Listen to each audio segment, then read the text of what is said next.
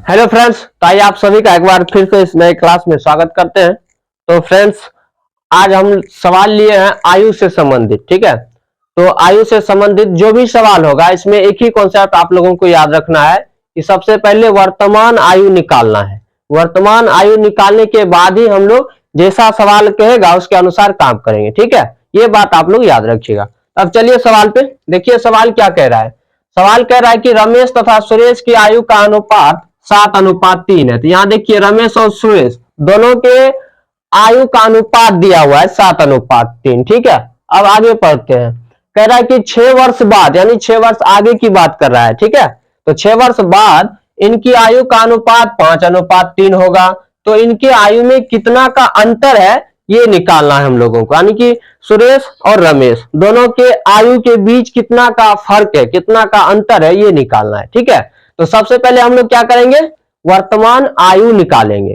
तो यहां पर आयु दिया हुआ है लेकिन अनुपात के रूप में दिया हुआ है, तो याद रखिएगा जब भी अनुपात हम लोग हटाएंगे तो एक चर लगाना होगा। ठीक है, तो हम x लगा देते हैं। ठीक है, तो चलिए हम मानते हैं। पहले माना रमेश रमेश की वर्तमान आयु, रमेश की वर्तमान आयु बताइए कितना हो जाएगा। अनुपात हटाएंगे तो x लगाना है, यानी 7x। ये हो गया रमेश की वर्तमान आयु।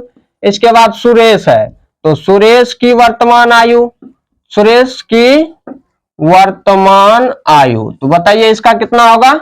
इसका हो जाएगा 3x।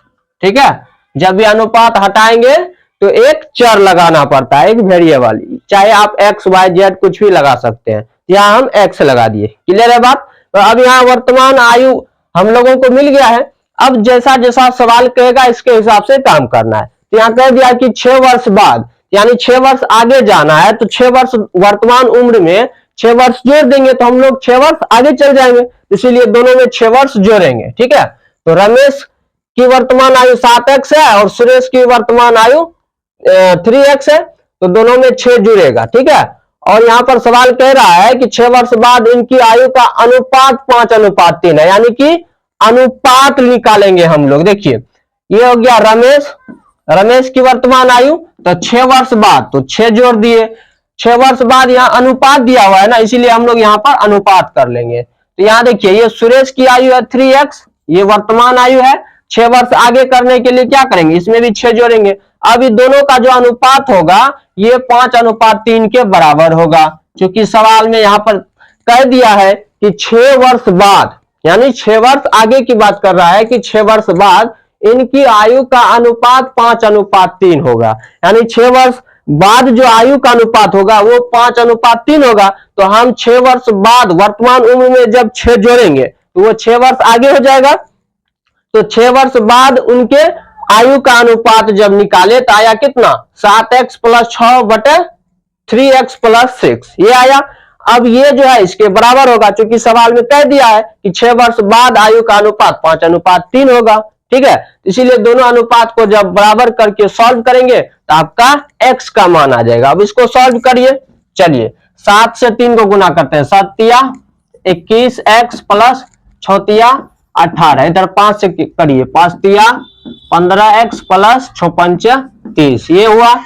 अब x वाला को इधर लाते हैं तो 21x में 15x चल जाएगा, इधर 30 में 18 घटेगा, तो बताइए कितना आ जाएगा।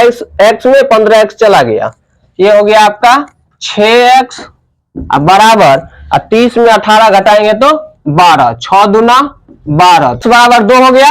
ठीक है, तो अब देखिए वर्तमान आयु क्या होगा बताइए। रमेश की वर्तमान आयु, रमेश की वर्तमान आयु, तो रमेश की वर्तमान आयु कितना हो जाएगा। तो यहां देखिए कितना 7x है, तो x का मान 2 आया, तो 7 दूना 14 हो जाएगा, ये 14 वर्ष हो गया। इसके बाद ये सुरेश की वर्तमान आयु, सुरेश की वर्तमान आयु, सुरेश की वर्तमान आयु कितना है। सुरेश की वर्तमान आयु देखिए 3x है, तो x का मान 2 है, तो 3 दूना 6 हो गया। और सवाल में क्या कह रहा है कि अंतर निकालना है हम लोगों को, तो बताइए 14 में से 6 जाएगा तो कितना, 6 होगा, 8 होगा, तो ये हो गया अंतर। दोनों में कितना का अंतर है, तो 14 माइनस 6 यानी 8 वर्ष का अंतर है दोनों में। ये हो गया आंसर। तो ये जो है ऑब्जेक्टिव सवाल है, ठीक है। ये आप लोगों को समझाने के लिए थोड़ा इसको इस तरह से बताए, पर ऑब्जेक्टिव है इसीलिए इसमें इतना लिखने की जरूरत नहीं है। आपको सिर्फ यहाँ पर 7x 3x ये वर्तमान आयु मानना है, और फिर ये वाला जो समीकरण देख रहे हैं आपको ऐसे लिख के फिर कैलकुलेशन कर देना है, ठीक है। तो आपका ये तुरंत सॉल्व हो जाएगा, इतना समय नहीं लगेंगे। तो चलिए, अगर ये सवाल आप लोग समझ गए हैं तो एक बार वीडियो को लाइक कर दीजिए और इसे अपने दोस्तों में शेयर कर दीजिए। चलिए हम मिलते हैं अगली क्लास में, आज के लिए इतना ही। जय हिंद।